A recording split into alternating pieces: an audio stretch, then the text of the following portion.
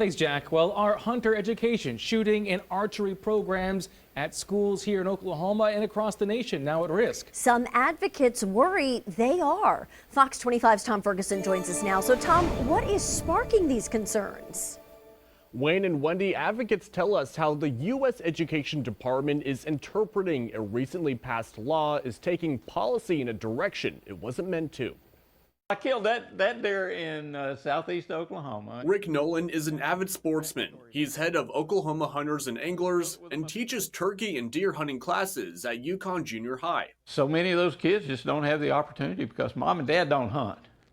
And that's their opportunity to learn that those options are out there for them to recreate in. He's concerned that the Education Department's take on the Bipartisan Safer Communities Act of 2022 could impact federal funding for schools with hunter education, archery, and shooting programs. According to the National Wild Turkey Federation, Republican Senators John Cornyn and Tom Tillis say the bill was meant to address safety concerns in the wake of the Uvalde and Buffalo mass shootings. You know, you've got some bureaucrat sitting in Washington that interprets what the law says one way, and then you've got the intent of the law that's polar opposite of the way it's been interpreted. Nolan told Fox 25 that taking away the programs would limit students' exposure to enriching opportunities that also instruct safety in shooting and archery. If they start taking away that money for them kids, that's wrong on so many levels. A department spokesman tells us in a statement that the law prohibits funds from the Elementary and Secondary Education Act to provide any weapons defined as dangerous to any person.